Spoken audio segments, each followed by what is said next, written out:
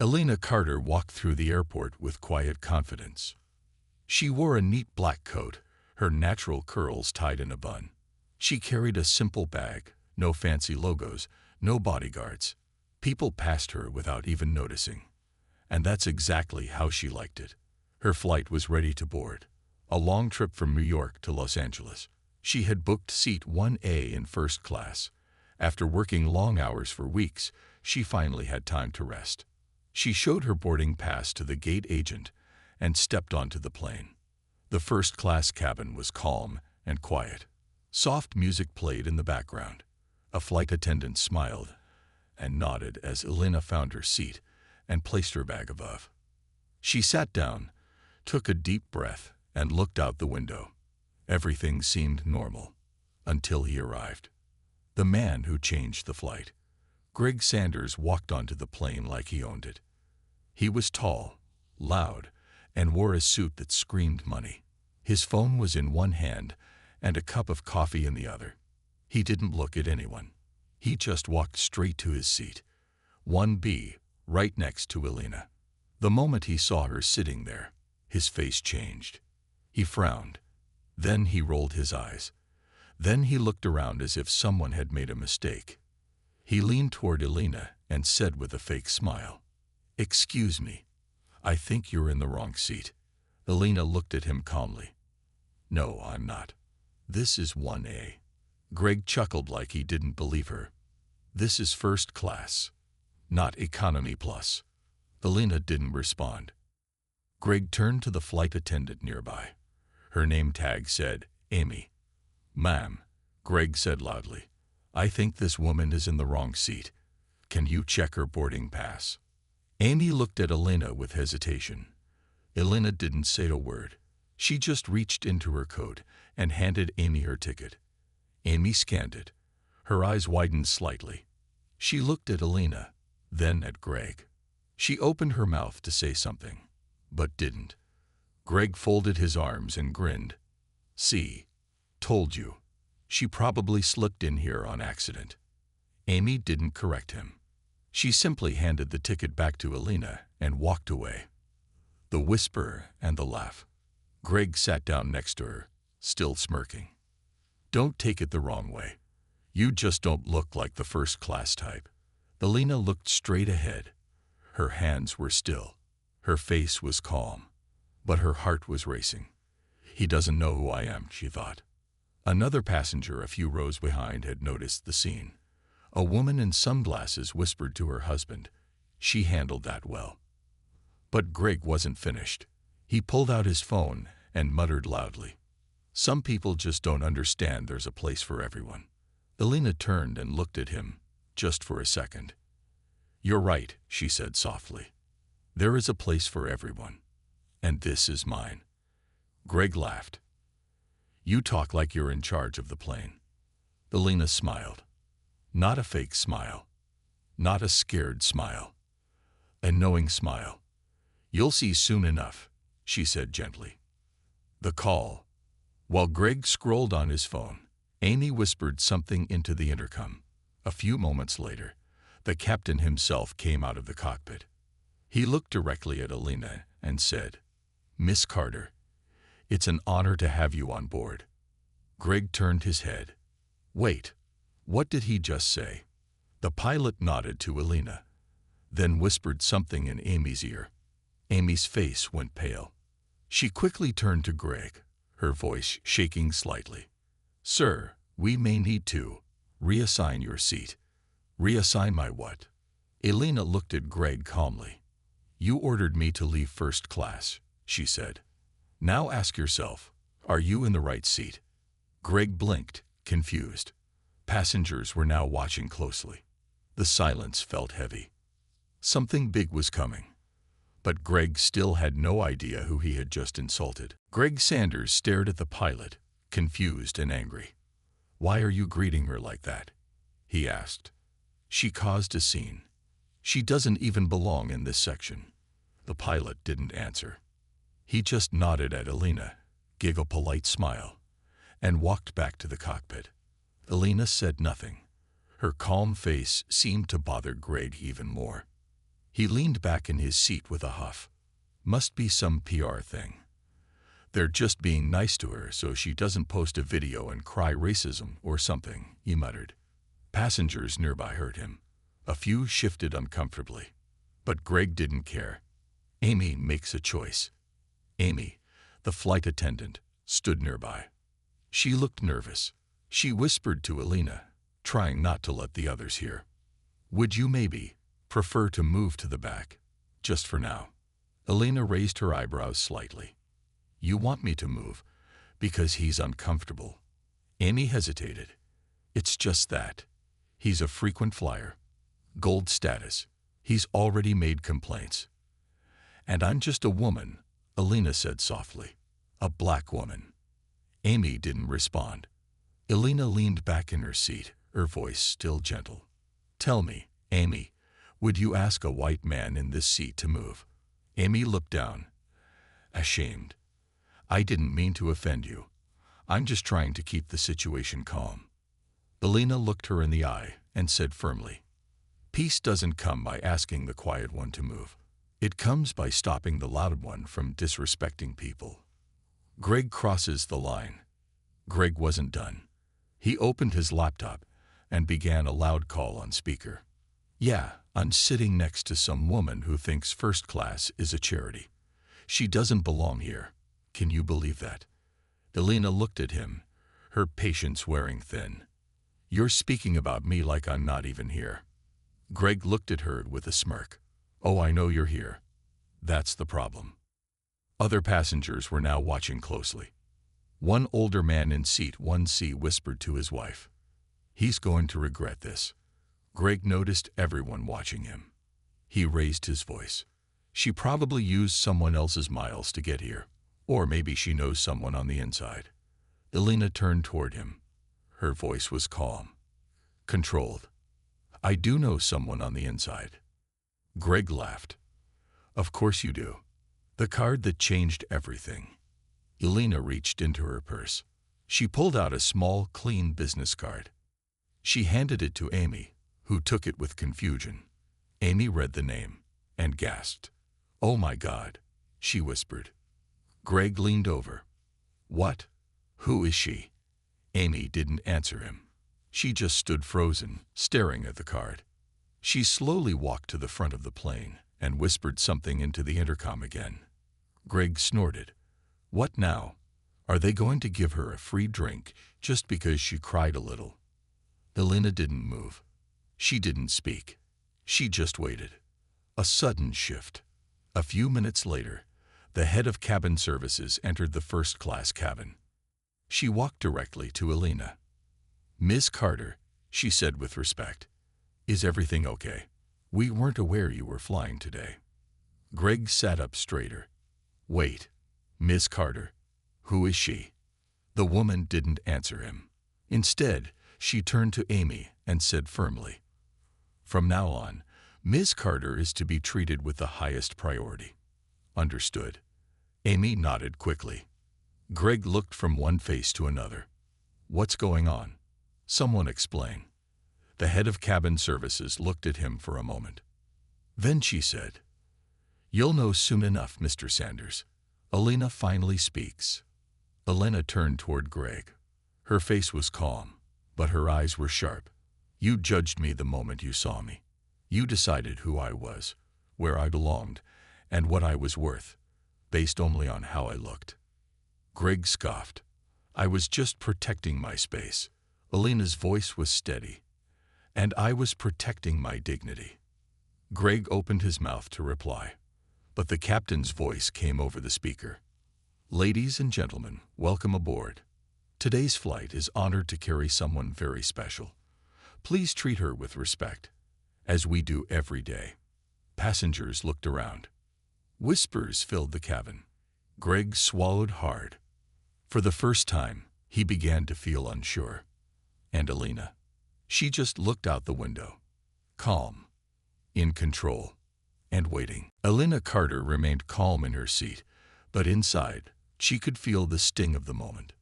She had faced disrespect before, but this was different. This was public. This was bold. And this time, it was going to be remembered. The man beside her, Greg Sanders, leaned back in his seat with a smug smile. He had no idea who he was sitting next to. In his eyes, she was just another nobody, just someone who didn't belong. He had made that clear from the moment he saw her. And now he was proud of himself, as if he'd done something heroic by calling her out. Elena took a deep breath and looked out the window. But Greg wasn't done. He keeps going, probably using her boyfriend's miles or something, Greg said under his breath, but loud enough for others to hear. A few people turned their heads. A woman in 1D looked at Greg with disbelief, shaking her head. But Greg didn't notice, or maybe he didn't care. He looked at Elena and added, "Don't get too comfortable. This seat costs more than most people make in a month." Elena turned to him slowly. Her voice was soft, but steady. "Do you speak to everyone this way, or just women who look like me?" Greg shrugged. "I speak to people who are in places they don't belong." Those words hit hard. Elena stared at him for a moment. Then she opened her small leather bag, pulled out a card, and held it in her hand. She looked at it for a second. "Not yet. Amy returns." Amy, the flight attendant, came back to the first-class cabin. She looked uncomfortable, glancing at both of them nervously. Elena handed her the card. Amy took it without looking at it. But then she did. Her eyes scanned the card once. Then again. Her face changed. Her lips parted slightly. Her hands began to shake, just a little. "Ms. Carter," she whispered. Elena gave her a single nod. Amy looked like she wanted to disappear. I didn't know. I'm so sorry." Greg turned quickly. What's going on? Who is she?" Amy couldn't answer. She rushed to the front of the plane. Greg turned to Elena, his voice full of disbelief. "What's on that card? Some fake title." Elena didn't answer. She leaned back in her seat and whispered, "You'll find out." Panic at the front. Up front, Amy was speaking quickly into the phone near the cockpit. She kept glancing back at Elena, clearly shaken. Within minutes, another flight attendant entered. Then the head of cabin crew, dressed in a sharper uniform, appeared and whispered to Amy. Both of them turned toward Elena. The cabin crew chief made her way down the aisle slowly and with purpose. Passengers noticed something was happening. Phones started to record. Greg, now visibly nervous, watched closely. The woman reached Elena's seat and gave her a respectful nod. "Miss Carter, we sincerely apologize for the misunderstanding." Greg's eyes went wide. "What is going on?" he asked again, louder this time. "Who is she?" The woman didn't respond to him. She turned back to Elena. "Please let us know if you need anything at all during this flight. We are honored to have you." Greg's world shifts. Now Greg couldn't stay quiet. Why is everyone acting like she's the president or something? Elena finally looked at him. This time, her expression was firm. "You assumed I didn't belong here. You made fun of me. You embarrassed me in front of strangers. And now you're surprised that I'm not who you thought I was." Greg blinked, confused. What are you saying? Who are you?" The pilot stepped out of the cockpit again. He stood next to Elena and addressed the entire first-class cabin. "Good afternoon, passengers. We have the great honor of flying with someone very important today. Please join me in welcoming Ms. Elena Carter, CEO of this airline." The words hit like thunder. Passengers gasped. One woman clapped. A man behind Greg said, "That's the boss." Greg's mouth opened, but no sound came out. His face turned pale. He slowly turned to Elena. She was calm, still, in control. The tables turned. Amy returned, her voice shaking with guilt. "Ms. Carter, I'm deeply sorry. I didn't know. I just thought." Elena interrupted gently. "You thought I didn't belong." Amy nodded, ashamed. Elena didn't shout. She didn't humiliate her. She just said, "Let this be a lesson. Never judge someone by their skin, their clothes, or how quietly they walk into a room. You'd never know who you're talking to." Amy nodded again, holding back tears. Greg sat frozen, his body stiff, his pride crushed. Elena looked straight ahead and whispered, "You told me to leave this seat. Now I ask you, should you be sitting here?" While Greg sat quietly, his face still red from shame, Elena Carter leaned back in her seat. She looked out the window again. But this time, she wasn't thinking about him. She was thinking about where she came from. Her mind drifted back to her past, a place far from private jets and luxury cabins. A girl with big dreams. Elena grew up in a small neighborhood in Atlanta. Her mother worked 2 jobs, one as a cleaner, the other at a grocery store. Her father was a mechanic, always smelling of oil and sweat, but always smiling. They didn't have much, but they had love, and they had hope. Elena remembered sitting by the window at night, watching planes fly overhead. One day, she would whisper to herself, "I'll be on one of those. Not just flying. I'll own it." Her classmates laughed when she said things like that. "You own an airline. You don't even have lunch money." But Elena never stopped dreaming. She believed in herself, even when no one else did. The first step. She got a scholarship to a small business college. There, she cleaned bathrooms in the evenings and studied late into the night. She read books about money, power, and leadership. She listened to speeches by strong women. She took notes. She worked harder than anyone around her. After college, she got a job at a local travel agency. She started at the bottom, answering phones, printing tickets, making coffee. But she paid attention. She asked questions. She learned fast. One day, she caught the eye of a manager from a big airline who came in for help booking a last-minute group trip. He noticed her sharp mind. He offered her a job. That job changed her life. Climbing the ladder, Elena worked day and night. She rose from assistant to team lead to department head. But it wasn't easy. She was the only black woman in meetings full of older white men.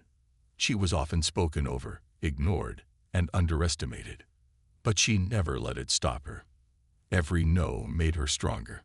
Every rejection made her smarter. She kept learning about leadership, strategy, and how the airline world truly worked. At age 32, she launched her own small travel company. It started with 1 office, 2 employees, and a laptop. Within 5 years, it became one of the top travel tech platforms in the country. And that caught the attention of the very airline she once worked for. Making history. One morning, she got a call. The airline's board wanted to meet her. They had seen her success. They had seen how she turned a small company into a big name. They wanted her to lead something greater. 6 months later, Elena Carter became the first black woman CEO of the airline. The news made headlines. But Elena didn't want fame. She wanted change. She raised wages for airline workers. She improved passenger service. She created scholarship programs for young girls in aviation. She became a role model. Back to the plane. Now here she was, sitting quietly in first class on her own airline, dressed simply, without bodyguards or cameras. And yet, a man next to her thought she didn't belong.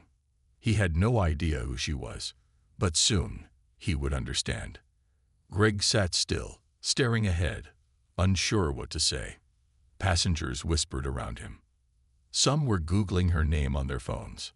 One man showed his screen to his wife and whispered, "She's really the CEO. Look, here's her photo." The woman nodded. "And we just watched her get disrespected like that." Elena closed her eyes for a moment. Not in anger, in peace. Because she knew who she was. She didn't need to shout it. She didn't need to prove it. Her story spoke louder than any insult ever could. The cabin had gone quiet. Greg Sanders still sat in silence, his earlier pride now replaced by fear and embarrassment. He couldn't look at Elena. Not after what the pilot said. Not after hearing that she, the quiet woman he mocked, was the CEO of the airline. All the things he had said, all the insults, all the assumptions, they were now crashing down on him like a heavy storm. Alina sat calm and still, but her silence was loud. A passenger speaks up. The man sitting behind Greg leaned forward. He tapped Greg on the shoulder. "You owe her an apology," he said clearly. Greg looked back, startled. "This isn't your business," he replied, trying to sound strong. But his voice cracked. The man didn't back down. "It became our business when we all watched you treat her like dirt." More passengers began murmuring in agreement. A young woman in row 2A added, "She didn't raise her voice once. You did. And she never disrespected you."